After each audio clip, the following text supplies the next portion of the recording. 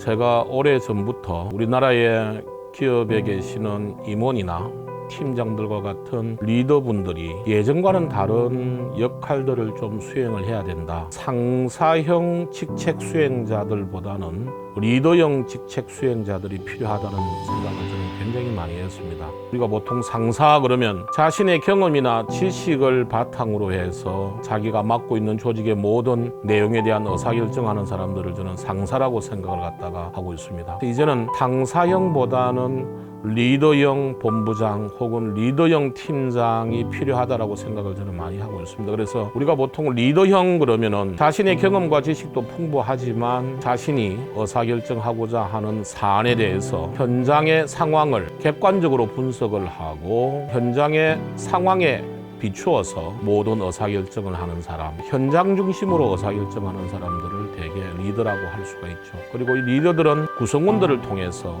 일을 잘 할 수 있도록 동기부여를 잘 시키는 사람이기 때문에 항상 구성원들에게 델리게이션을 하고 그리고 구성원들에게 코칭을 통해서 구성원들 스스로가 주체적으로 자기주도적으로 일을 할 수 있게 하는 이런 사람들이 리더형이라고 볼 수가 있습니다. 예전에 우리가 고도성장 시대에 혹은 상위 조직의 장들이 하위 조직의 장들이나 혹은 구성원들을 이끌고 가던 시대에 통용되었던 상사형 팀장이나 혹은 상사형 본부장들의 모습들을 과감하게 좀 버리고 리더형으로 좀 변했으면 좋겠다라고 하는 생각들을 평소에도 굉장히 많이 해왔었습니다. 그게 비단 환경 변화가 되고 밀레니얼 세대나 혹은 Z 세대가 등장을 해서가 아니라 기업 내부의 여러 가지 업무 환경이라든지 시장 환경들은 이미 팀장이나 임원들이 아래 사람들에게 어떤 실행 방법에 대한 지시를 하고 보고를 받고 하는 이런 방법 가지고서는 도저히 성과를 낼 수가 없죠. 고객 접점에 있는 팀장이나 혹은 팀원들이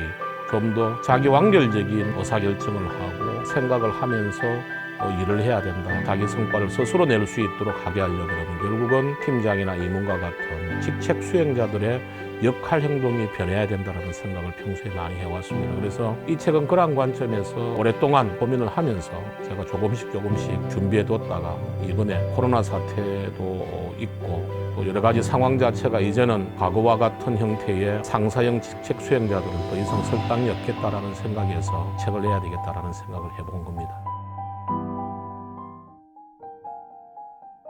팀장님들이나 파트장, PM, 지점장, 본부장, 임원, CEO와 같이 전체 리더들한테는 참 외람되고 죄송한 말씀이지만 그동안 우리나라 기업에서 조직의 그룹장이나 팀장이나 임원으로 보임이 된 사람들은 대개 두 가지 기준을 가지고 대개 보임이 된 사람들입니다. 하나는 얼마만큼 해당 직무에 대한 직무 전문성이 있느냐, 또 하나는 얼마만큼 조직지향적인 행동을 하고 있느냐, 회사에서 원하는 인재상이나 혹은 핵심 가치에 부합하는 사람이냐, 이 두 가지를 가지고 보통 조직에서 평가를 해서 승진을 시키거나 혹은 직책 보임을 하는 경우들이 굉장히 많습니다. 그런데 담당자로서 업무를 수행하는 것은 직무 전문성이나 혹은 조직 지향성이 굉장히 중요합니다만 그룹장이나 혹은 팀장 혹은 PM, 지점장 혹은 본부장과 같이 조직의 책임자로서 성과를 창출하기 위해서 하위 조직이나 팀원들의 성과를 잘 창출하게 하는 리더십을 발휘하기 위해서는 매니지먼트에 대한 훈련이 굉장히 중요합니다. 자기가 일을 하는 것이 아니라 다른 사람으로 하여금 역할과 책임을 다 하게 해야 되지 않습니까? 그러면 무엇보다도 중요한 게 기준에 대한 소통이 굉장히 중요합니다. 또한 구성원들로 하여금 열정적으로 일을 하게 하기 위해서는 권한임이 굉장히 중요하죠. 또한 구성원들이 좀 더 자신감을 가지고 일을 하게 하기 위해서는 코칭이라고 하는 것이 굉장히 중요합니다. 리더들도 내가 생각하고 있는 전략과 방법에 대해서 동의를 해주는구나, 내 생각이 맞는구나를 사전에 공감대를 형성하고 나면은 굉장히 자신감 있게 열정적으로 주도적으로 일을 하게 되는 것이죠. 일을 하고 나면은 그 일에 대해서 사전에 합의한 목표와 결과물에 대한 기준을 평가를 하고 부족한 부분들을 개선하기 위해서 어떻게 해야 되겠느냐, 이러한 일련의 매니지먼트와 관련된 부분들은 조직의 리더들이 그동안 체계적으로 훈련을 받을 기회가 별로 없었습니다. 그리고 또한 우리나라에서 그러한 부분들에 대해서 객관적으로 체계적으로 논리적으로 훈련을 시켜주는 것도 별로 없었죠. 그래서 대부분 다 신임 팀장 과정이나 신임 임원 과정이나 이런 데 가보게 되면은 대개 경험자들이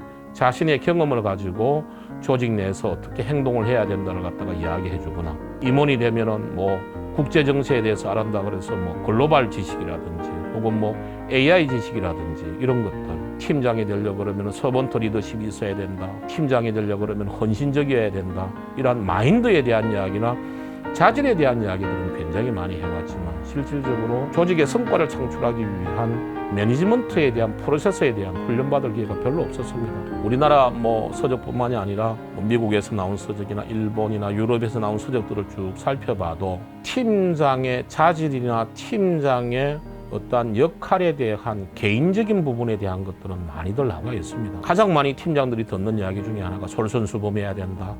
글로벌 감각을 갖춰야 된다. 사람에 대한 이해가 높아야 된다. 뭐 이런 이야기들은 굉장히 많이 하죠.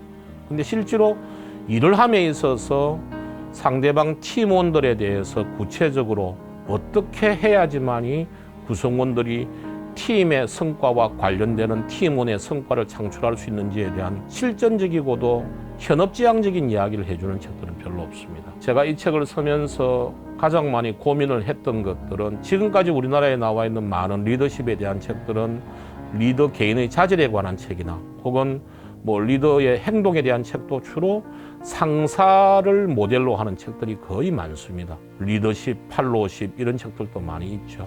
하지만 이제는 리더가 따로 있고 팔로우가 따로 있고 상사가 따로 있고 부하가 따로 있고 이 문제가 아니라 팀장의 역할과 책임이 다르고 팀원의 역할과 책임이 다르다는 것이죠. 팀원은 팀장의 부하도 아니고 쫄병도 아닙니다. 또한 팀장도 임원의 아래 사람이 아닌 거죠. 임원의 역할과 책임이 다르고 팀장의 역할과 책임이 다르고 팀원의 책임과 역할이 다른 거죠. 역할과 책임이 다른 것이지 계층적인 높낮이가 있는 것은 아니라고 저는 생각을 합니다.